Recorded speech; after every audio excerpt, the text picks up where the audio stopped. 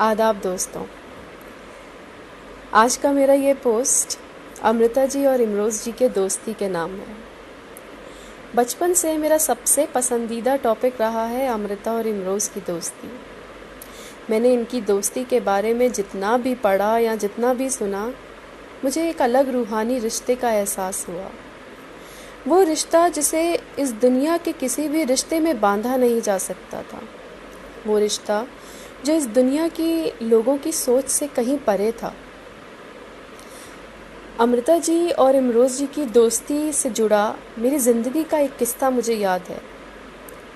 बात ये उस वक्त की है जब शायद मैं कॉलेज में पढ़ती थी और ग्रेजुएशन कर रही थी। एक शाम अपने पिताजी के साथ चाय पर बैठे हुए हम यूं ही चर्चा कर रहे थे और बातों बातों में मेरे मुंह से निकल गया कि पापा, मुझे अमृता इमरोज़ की दोस्ती बेहद पसंद है। मेरे पिताजी ने बड़ी दिलचस्पी लेते हुए मुझसे पूछा, अच्छा क्यों? बिना कुछ समझे मैंने भी कह दिया, पापा, उस वक्त जब लड़कियों को बाहर नहीं निकलने दिया जाता था, उनको पढ़ने नहीं दिया जाता था, अमृता जी ने एक बहुत ही प्रोग्रेसिव स्टेप लिया और इमरोज़ के साथ बिना शादी करते हुए एक घर में रहने का फ़ैसला किया। मुझे ये बात बेहद पसंद है। तो मेरे पिताजी एकदम से किताब पढ़ते हुए अपनी किताब को नीचे रखा और अपने चश्मे को नीचे करते हुए टेढ़ी नज़रों से मेरे को देखा और फिर मेरी तरफ मुंह करके कहने लगे, बेटा, वो एक घर में तो रहते थे पर एक कमरे में नहीं रहते थे। इस बात का मतलब मुझे तब समझ में नहीं आया, लेकिन कुछ सालों के बाद समझ में आया और आज जब उस बात को सोचती हूँ तो हंसी आती है। क्या सोच के मेरे पिताजी ने उस टाइम पर मुझे ये कहा होगा।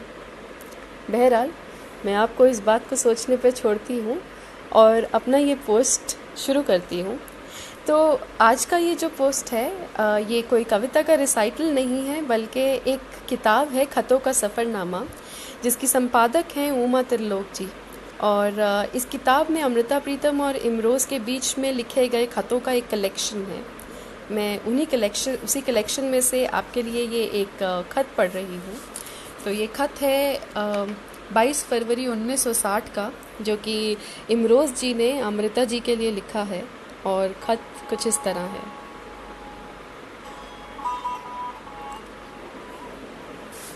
तुम्हारी फूल जैसी चिट्ठी मिली, वफ़ा की खुशबू आई और मैंने इस खुशबू के कितने ही लंबे घूंट भरे।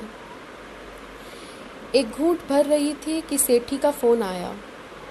मेरी आवाज़ सुनकर वह कहने लगा, आज आपकी आवाज़ खुश है। मैंने कहा, अभी चिट्ठी आई है, मेरी आवाज़ में उसी की परछाई होगी। सेठी खूब हंसा। आज सचमुच हिज्र की रात में रोशनी आने वाली बात है। तेरी इस प्यारी चिट्ठी ने मेरी याद की बत्ती को भरपूर जलाया हुआ है। जी करता है तुम अभी कहीं से उजागर हो जाओ, चाहे धरती से उगो, चाहे अंबर से गिरो। तुम्हारी सदा से, आशी।